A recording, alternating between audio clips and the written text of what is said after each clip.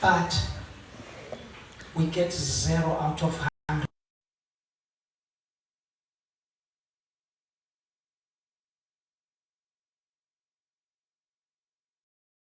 When you're young, until you get married, how to keep the home intact after the marriage.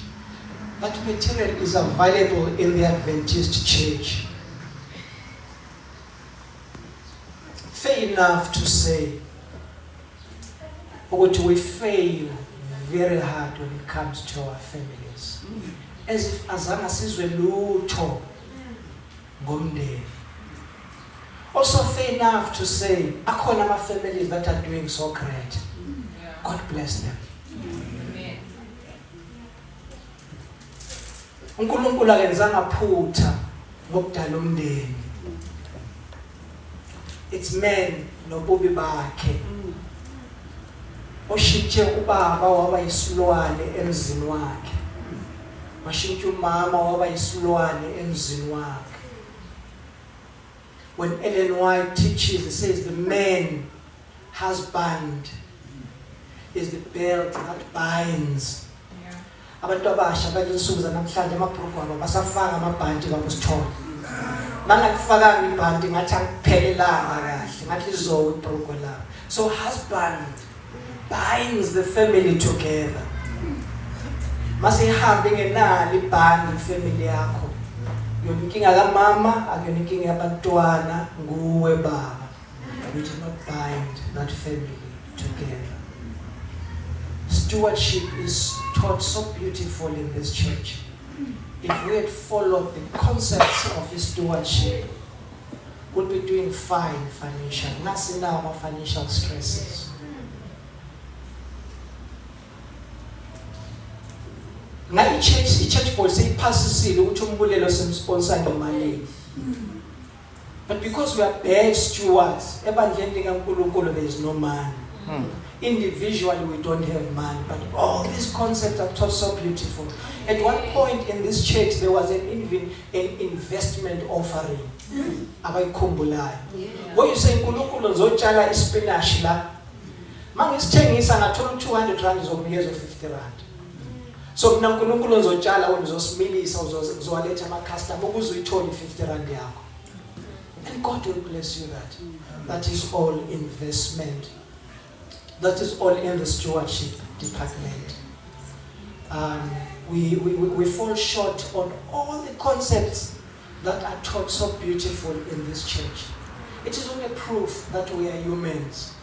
It is only proof that sin is bigger than men. It is only proof that Satan ayona intanga yethu.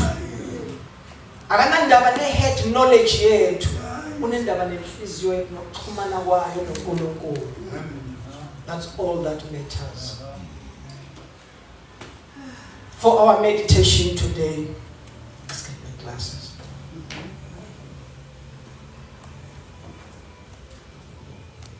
I'm making use of Genesis chapter 35.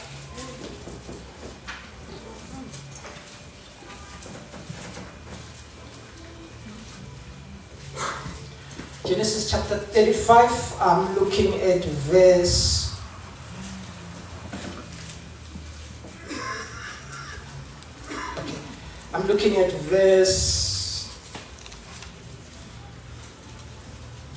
19. I'm going to skip verse 20. I'm going to do verse 21. Then I'm going to read from the New Testament. Genesis 35, verse 19 reads, So Rachel died and was buried on the way to Ephrath, that is Bethlehem. We skip 20, we go to 21. Then Israel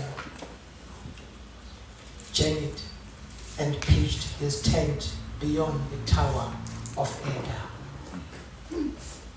I'm also reading from the New Testament.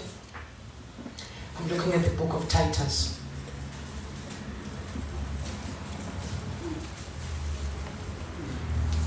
New Living Translation puts it this way: for the grace of God that bringeth salvation hath appeared to all men. Verse 12 then tells us how we should live, therefore. Verse 13 then says, looking for that blessed hope and that glorious appearing of the great God and our Savior Jesus Christ. Amen. Amen.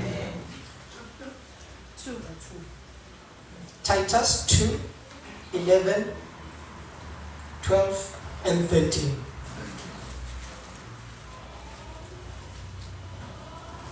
If along the way, uphathwa ubuthongo ulala, it's fine. This is what we'll cover. If it happens, you see. We started and then we said, so, Rachel died. And Jacob buried him. They were on the way to Bethlehem. The following verse then says, one verse and then the other verse says, but Israel, other verses will still say Jacob, but Israel journeyed and pitched his tent beyond. The concept is, there are things you need to bear. The concept is, you still have to move on. Whether you are the victim or whether you are the perpetrator of the abuse, there's things you need to bear and journey on. Not as Jacob, but as Israel this time. That's where you'll find your strength to move on. So, let's remind each other of Jacob. Bakhona abantu baba, you have a doubt ukuthi uyamthanda unkosikazi wakhe noma akamthandi. But when it comes to Jacob, you make no mistake. Ubemthanda uRachel. Yeah. Jacob leaves, uyasuka ekhaya kubo after sebexabene nomfowabo. Umama wakhe, this woman had plans. Hey, he had plans ngoJacob wakhe. So ama-plans akhe akagcinanga nje kuphela ngomenzela iplan ukuthi athole izibusiso zokuba lizibulo. When you overheard ukuthi umfowabo, the twin brother, uthi it's fine, mhlazana ubaba efa naye lo uzomlandela. uRebecca waya kuJacob wathi, I heard you brother uthi wena uzodabula amafu. So into soyenza ngcono uyele kwabakithi uyofuna unkosikazi. Uya uIsaac esekulungisile le ndaba ebesithi kuye usemdala lo mfana. Kulamantombazana amaHittite namaJebusi angifuna athola unkosikazi la. Ngifuna athola unkosikazi le kwabakithi. Avuma uIsaac abiza uJacob. Jacob, it's about time you get married. Iyale komani makho Labani. Ngathi iphuma kubaba. That is even is normal. Uyamlungiselela uJacob wakhe athandayo. Into zakhe zihambe kahle. Jacob leaves home.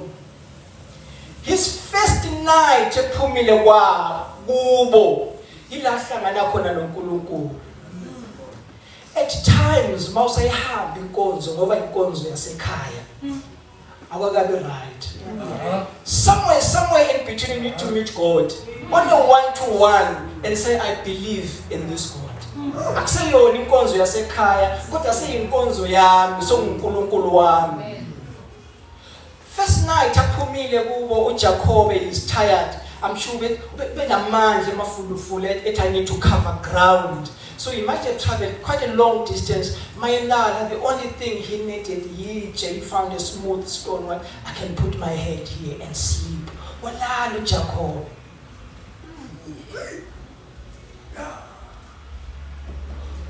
Ekulaleni wakhe ulele phansi Thando on the floor. I am bedding. I bathini imethi or sleeping bag. Elele emhlabeni uNkulunkulu uthi kuye Jacob, lo mhlaba leli kuwo ngokupha wona nabantu abakho ezulwane zakhe. uphaphama uJacob mayiphaphama washaya uvalo mayishaya uvalo uthi definitely noma kuthi into ziyafana. This is ngamasango ezulu. God was here. I felt him. Ethuka indoda enguJacob wamisa itshe walithela oil wathi lawa ngamasango ezulu. He has a reference point going forward yena noNkulunkulu wakhe. But I met this God. He gave me a promise. I will hold on to this promise. Jacob journeys on. Let's fast forward. Mayifika kwamani makhe kaLabani umile ngasemthonjeni. Intombi bezitholakala emthonjeni I'm sure eMiddle East. Ngoba amanzi they were scarce resource. So uma ngasemthonjeni as he's standing by the well uthola abelusi balinge nje ukuthi to water their animals, right? Ebese yababuza ngoLabani bathi hayi siyamazi besaxoxa nje kapela nayi indodakazi yakhe uRachel ayaqhamuka uRachel. Cut the long story short, abancedise basusitshe imbuzi nezimvu zithola amanzi ahambe baye kwakhe kwaLabani. Labani ajabula ukubona umshana wakhe kana mntakadadu wabo. Labani was so happy amamukele uJacob ekhaya. Masemamukele uJacob just 1 month later emva kwenyanga athi uLabani kuJacob, Jacob ngikusebenzele ize ngiyakubona mshana uyasebenza kodwa ngifuna ukwenza isiqela sami. Tell me your price and I'll meet the price. Zangabhayiza uJacob. He was ready for that question. Wafele nje wathi yazini iye uyazicharge amalobolo lomjini. Uthi I will work 7 years ungipho Rachel. uLabani wathi deal. They shook hands. They worked 7 years. Wasebenza uJacob Ellen White bayebhala ukuthi uJacob had a spring in his steps. He knew that after these 7 years I will get Rachel.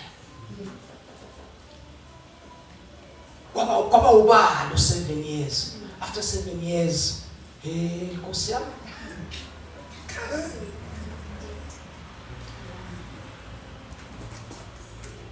asazomgila noJacob. Umama wakhe selokhu emfuka mnene emprotector. Kanti naye intombi asazomthola. 7 years is done. Celebration is organized. Angazi bekwenziwa njani in the East. Anikeze inkosikazi yakhe uJacob. Mayithe kuseni hayibo ngiphiwe uLeah. IBhayibheli yaba comparison ababayi2. Ithi uyifunda ku NLT ithi bengemuhle uLeah kodwa uRachel benokuhle benokuso obuhle bemuhle nasebusweni futhi emikahle. Ngeke umfana bengabhayiza la. uJacob emayevuka kunoLeah eceleni kwakhe. He went very angry kuLabani kuMan Market, and then what happened? Sikhulume ngoRachel, and then wena wenze njani? Uthi uMan Market mfana kithi ngeke siliphule isimo. Omdala akakwazi ukuphuma ekhaya ashiyo omncane. So I had to do the right thing. Ngakho nginikeze uLeah. He says no, but the deal was for Rachel. Athi Labani, if usafuna Rachel another 7 years. Athi Jacob, no problem, deal. Sharp. And he gets down to work for the next 7 years. Fast forward. Esahleli koMan Mark usebusisekile uJacob. Ngikhumbula into engiyishile that night when he slept uthi kuNkulunkulu, if you keep me and I come back this side, whatever you give me, I'll give you 1/10 of it. He trusted this God. Uthi ngizohamba mangibuya I will never come back empty-handed. Khona ngizobuya nakho. So he goes, esahleli kaMan Mark usenembuzi nezimvu zakhe usenamakhosikazi akhe sebekhona nabantwana. So kufanele abuyele emuva. Then the word of God speaks to him. uNkulunkulu mayekhuluma naye uthi Jacob, I am that God esahlangana. That night, it's about time that you pack your bags and go back home. Ngoba iplan yosindiso, iroadmap yosindiso ayihambi ngapha. kwalabani kwaMalumakho ihamba le kwaIsrael. Go, we will meet there. That's where the plan of salvation tracks on. Awukwazi ukuba ngapha ngale. So uJacob, he steals away. Ngoba yena nabantwana bakaMalumakho abasazwani bathi laba abafana ufike ungenalutho so uzenza umuntu so nembuso nezimvu into zikababa zonke lezi. So uJacob uyabona lezi nazo zongilela imkhoba ethi ngihamba abiza amakhosikazi akhe abiza abasime nje hey bafazi siyahamba. Bathi abafazi kulungile sihamba nawe nobaba ngathi nje sesibona ngathi izigqila kasenandaba nathi selokho saba ngamakhosikazi akho. Then he packs off. He goes. Now, immediately you begin to see ubunzima bekhaya likaJacob. Iplan yakhe was a happy ever after yena no Rachel. Now in the picture sokunoLeah all of a sudden. The sisters are fighting. So khona uBilha noZilpha sebe u4 uyedwa uJacob. Abekho kwiplan yakhe bonke laba bantu bayefika kwalaba umuntu ombona ngoRachel wathi mina noRachel will make a home. Kodwa sebe yi4 kuleli khaya. I-operations zikaNkulunkulu nikuzazi understand. Don't even try to understand them. uLeah ongathandwa izibusiso ziyamlandela. uRachel oyintandokazi izibusiso zivaliwe. Ukuthi ukhetha kanjani uNkulunkulu? Why he does that? One day when we sit, he will tell us. So Rachel has children. Leah unabo abantwana, uRachel akabathola abantwana. He is the one who introduces uJacob kwimaid yakhe. And the sister says, "Makwenziwa kanje nami phela ngiyakwazi ukwenza." He says, "Ngoba uyithathile imaid kaRachel, thatha neyami imaid." Seyadungeka yonke lento. Ayisaphumi nje kahle. Seyivele yahlanga zisuka. What's the nature of the world? It just takes a turns and twists. Before you realize what happened, I thought I had it all under control, but we've lost it all. Only when we're in Christ, things will take shape again. And then they journey on. And then Rachel died. Jacob buried Rachel. Ubemthanda Jacob Rachel. If we are chapter 48 Genesis, uJacob uziyofela eGibhithe. He is old. Meqala kufika izwi kuJoseph uthi uyihlo semdala. uJoseph uthatha abafana bakhe ababili uya nabo kuJacob uyise for the boys to be blessed. He accepts the kids. He then says, "As for me, mase sizofika eBethlehem, uRachel wafa." It gives me the connotation ngathi uRachel wafela ezandleni zami. Ngamncwaba on the way to Ephrata. Ebudaleni bakhe, thando lwakhe kukaRachel alikapheli. Usamkhumbula uRachel wakhe. That incident of his death usayikhumbula uJacob. So bazalwane, Rachel died. He was buried. There are things you need to bury in life. Masingavulelana isifuba. We've gone through a lot. Bengikhuluma nomama uSihlalo. I never knew at some point that I will be standing like this. By God's own grace. I have made it. Whatever happened, it happened. Was it my fault? I don't know. Was it the other's part's fault? I don't know. But what happened? It happened. Now I am here. Thank God, it is not bothering my mind anymore. I've even forgotten some of the details. I only remember that things happened. and they were so painful. I can't even remember how deep that pain was, but in those days, it was very terrible. I had that pain. Some things we'll have to bury, Bazalwane, for us to move on. I'll go a few points, and then we'll go to the New Testament. Whatever happens in life,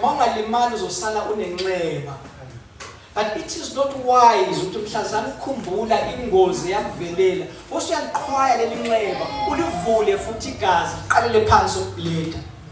Look at the scar and say, were it not for God's grace, Amen, I would have been destroyed. Amen. Were it not for His mercies, anginawo nomndeni. Yes, were it not for His mercies, mbatha ngakudadewenu usele nabo abekho.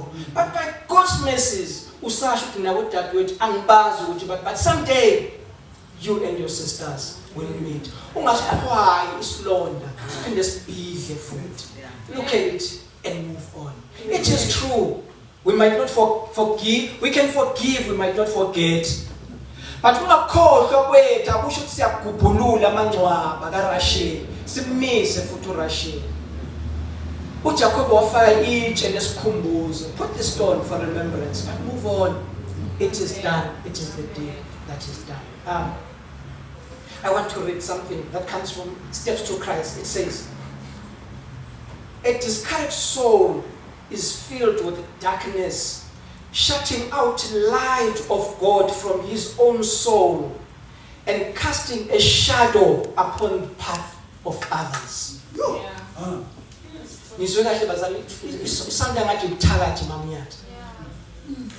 Imagine umzali obitha.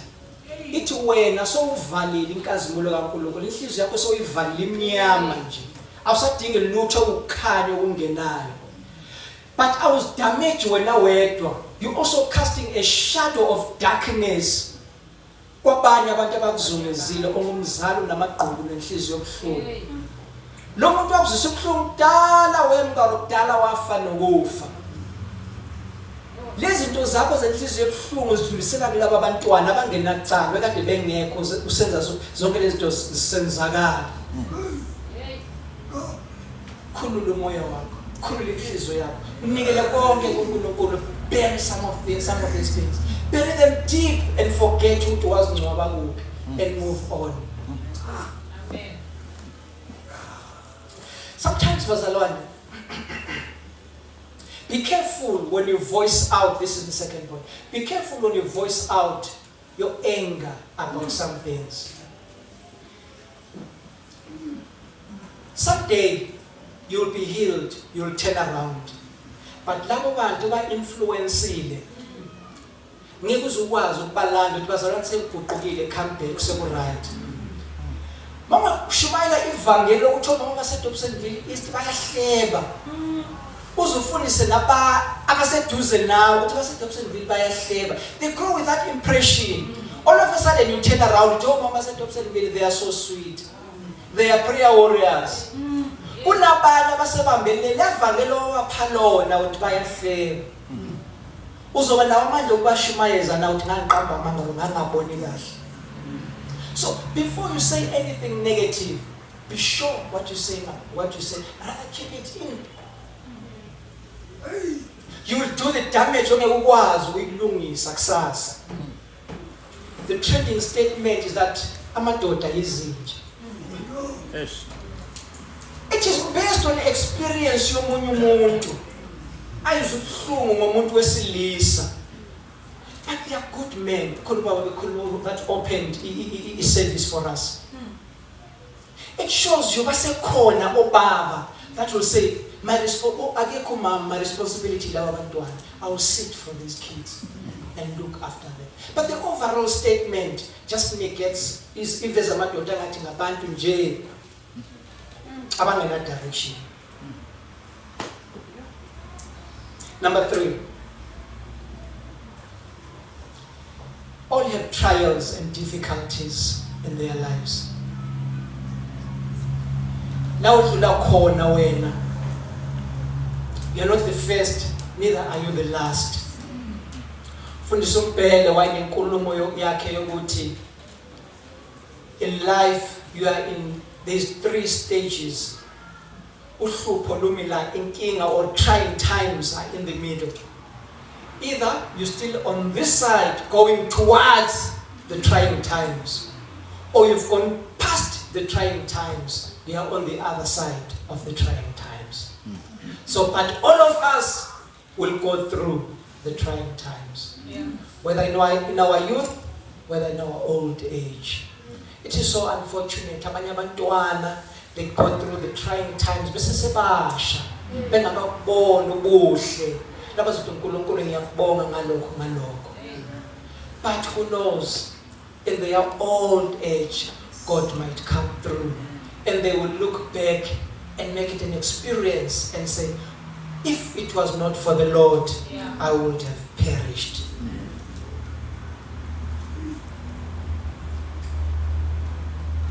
Borrowed troubles. Ezinye inkinga siyazidalela bazalwane. Let's make a simple example. If mina ngihlala ngine-stress ukuthi umama kasesamaye ngekho ekhaya uphi unobani? Semadodeni.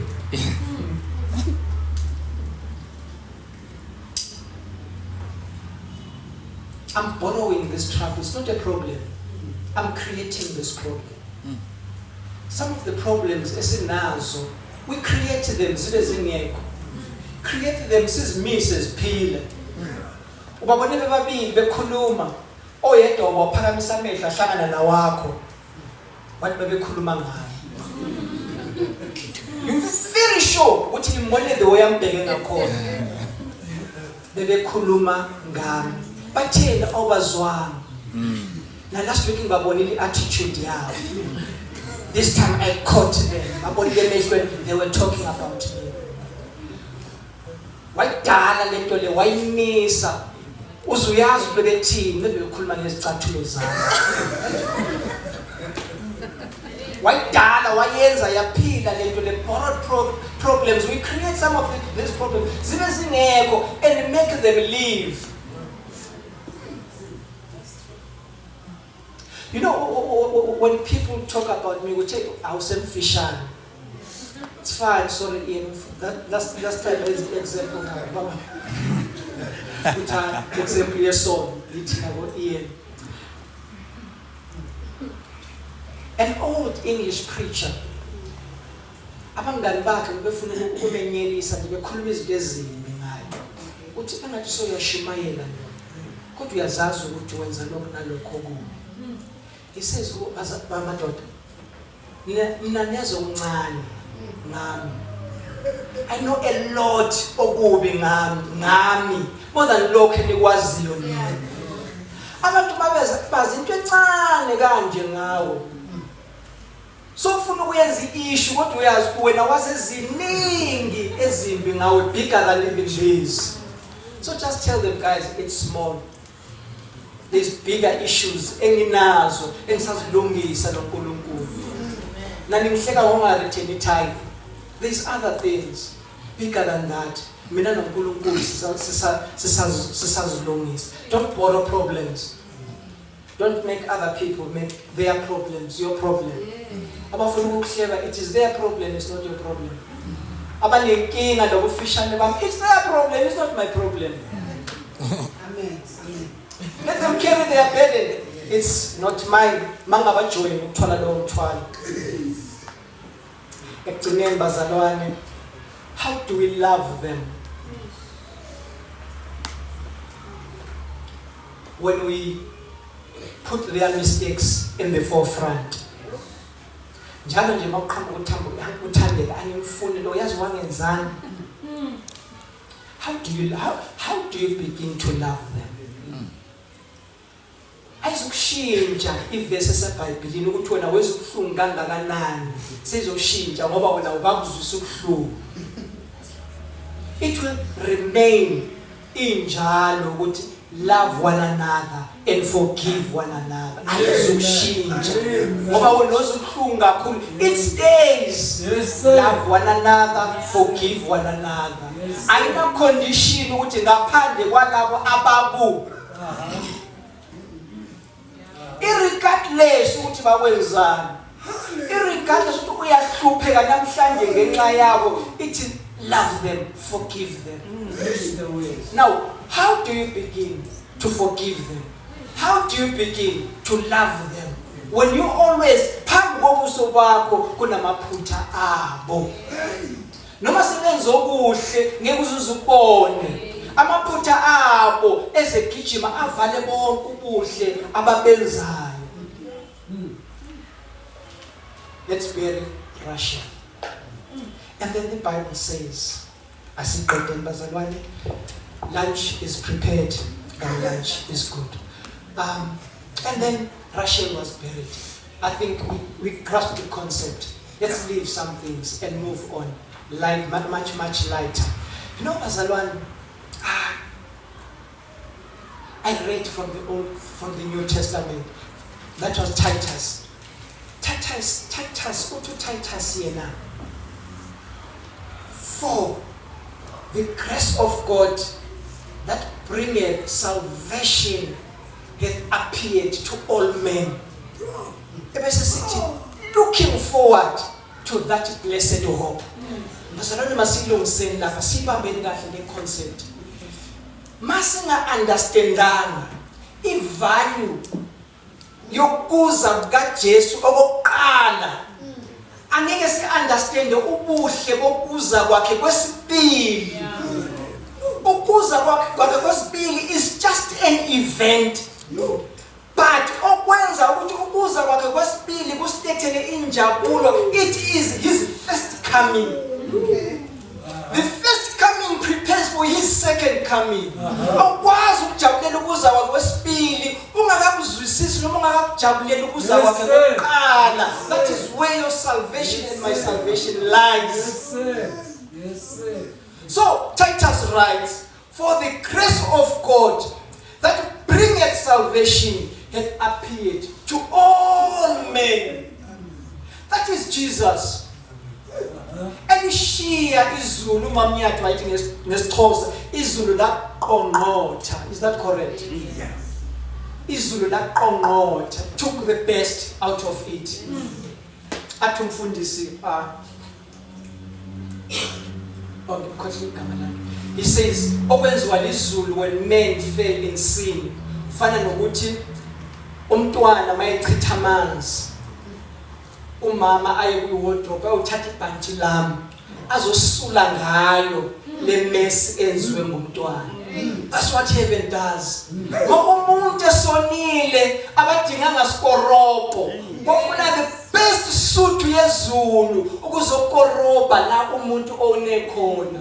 So therefore we need to understand ukuza kaJesu ngokuqala, ukuzalwa kwakhe zalwa nguMaria, his family structure ayinabo abantu abahle, ayinazi ingelosi ngaphakathi, inabantu abanamagwegwe nazo zonke izinto ezingacacile. But that's where Christ comes. That's where the salvation comes from. So bonke abakwenze ububi, it's not a guarantee ukuthi baya esihogweni. Basengabantwana baka-Abraham nabo baya ezulwini. So you have a reason to forgive them, irregardless of. Forgive them, then you move on. Jesus comes, he is buried, he is nailed on the cross, he is buried, he resurrects again. That's what we're learning with Sabbath. Bazalwane, uJacob, he has the back view of the promise that we have the front view of the promise. uNkulunkulu umpromisa uJacobe ngesizukulwane esingenabalwa akazange azasibone. Thina we are on the other side of the promise kaJacobe. Why therefore can we doubt ama promises uNkulunkulu asenzela wona when he fulfilled ama promises kaJacobe? Jacob walks with a hope of umhlaba nesizulwane asithenjisiwe angenaso angakawutholi lo mhlaba. Uzuyofa uJacob uyofela eGibhite lo mhlaba uthembisile umxoshile ngendlala. He dies in Egypt. He sees the back end of the promise. We sing the front end of the promise. Therefore, God is true in all his promises. Proof is in that he sent his son to die for us. He took the best out of heaven to reconcile me and you back to him. Whatever we go through in life, it has to.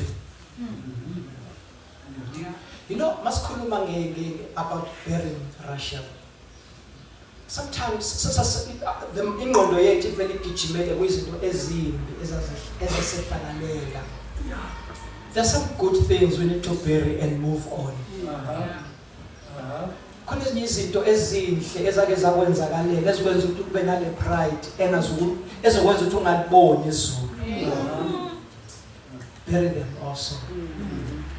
The successes of yesterday are irrelevant today. Sasikhuluma nalabo malume bathi in my times. It's in my time. Usekusele mambonani yiCrockett and Jones. Nayo uyayibona ukuthi kudala igijelwa kusela. But it still polishes that brand wood. It still says in my times things were good. Let's bury some of those things of in my times. Amen. And humble ourselves before God. Azalwane, if I fail, all I wanted to say, the coming of Christ for the first time guarantees us that his second coming is real. He is coming again. So, don't worry if you don't understand about the beast. Pope, no Bill Clinton, America basignile mark of the beast, Sabbath law, whatever. I want to understand it doesn't matter. Just understand that the Son of Man died for me on the cross of Calvary. That's all that matters. His death on the cross of Calvary writes my name in the book of heaven. It is my going forward that takes it out. Ukuthi uPope neAmerica benzani ibeast yadlani yashiyani ayidle lokudlala eshiye lokushiyani. But yes sir, the cross of Calvary, that's where my redemption lies. Asivaleni ngoPeter. Peter says, "Nyazi le ndaba yensindiso. Abaprofeti bakudala mama beprofeta bekhuluma ngazo zonke lezi zinto." First Peter chapter 1. First Peter chapter 1 verse 10 to 12. It will paraphrase. Peter, the prophets of old. Bekathi beprofeta bekhuluma ngazo zonke lezi zinto. Bekathi bengazi nokuthi bakhuluma ngani. But there's so much wanted ukuthi kukhulunywa ngani. Nekhumbula induna yomtopiya mayifunda kwencwadi kaIsaiah. Philip runs uthi kuye uyezwa ndoda ukuthi ufunda ngani. Uthi indoda ngixakekile. Ubani lo shaywa kangaka? Ushayelwani? Wenzeni? uPhilip waqala wayendlala indaba. Uthi this is the man that brings salvation to a lost world. This is the man that guarantees your salvation. This is the man that books a seat for you in that long table. This is the man that will make sure that you'll be by the sea of glass. This is the man that makes sure you sing the song of Moses and the Lamb. Then the Ethiopian man says, so what do I need to do? He says, be baptized. Wavele wathi, wo, imahashi. Uthi kuPhilip, nawa amanzi. Khona wena, nami ngila. Pho, sokuxakeni. Philip akexakile masehla. They alighted their horses and the man was baptized. So, the prophets of old, babekhuluma ngoJesu, ngokuzalwa nokufa kwakhe. Bebengazi ukuthi ukhulunywa ngani. Thina we are on this end of it, izinto zonke sizenzakele. uthi uPeter bebefisa ukwazi ukukhulunywa ngabani ukukhulunywa ngobani na mase ivala nengilosi lazi khona zihleli ziyayibuka le ndaba yosindiso siyamangala ukuthi hayibo kwenzakaleni uNkulunkulu ukwenza kanjani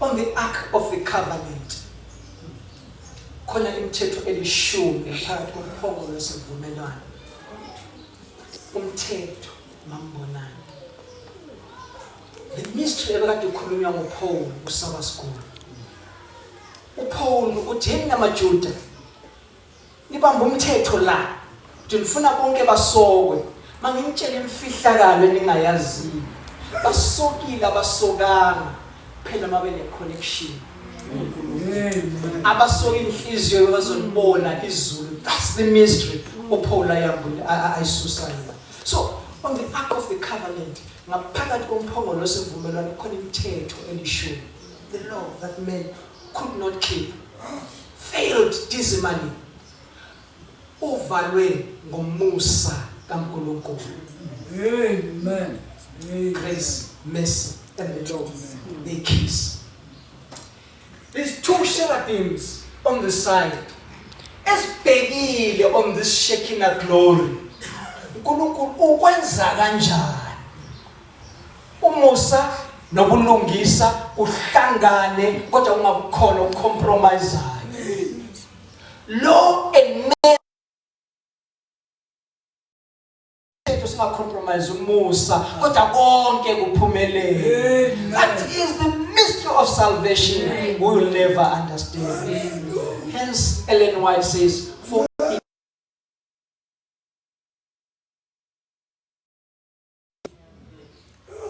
Bazalwane, I just came to remind you that he who is coming again. If he came for the first time, ezofa, what will stop him to come for the second time as King of Kings, Lords of Lords, to take you and me to heaven? Uthi Paul mayebhala abantu abaningi sebethi hey kunini sazalwa sizwa ukuthi uJesu Yesu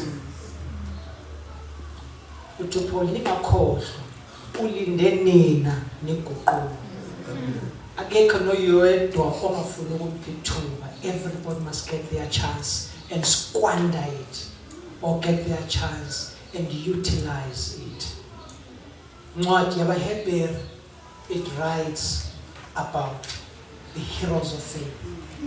Sitshela ngoRebecca, sitshela ngoMoses, sitshela ngoRachel, sitshela ngabo bonke abashiswa nabadliwa izilwane nabalahlela olwandle nangabo bonke ayizokuphelela singalizwanga ibali likaSabelo Mbatha alikho kuHebrews wakulela iBhayibheli kodwa kuHebrews yasemazulwini libhaliwe kanti nelakho libhaliwe ibali lobuqhawe bokholo you qualify it is there hold on one day when the books are opened when Michael reads he will say what more can I tell you I'll tell you about Sabelo Duli I'll tell you about Sabelo Mbatha I'll tell you about Elder Matire. What more can I tell you about for this time and this age? May God bless us. Amen. Amen. Amen. Amen.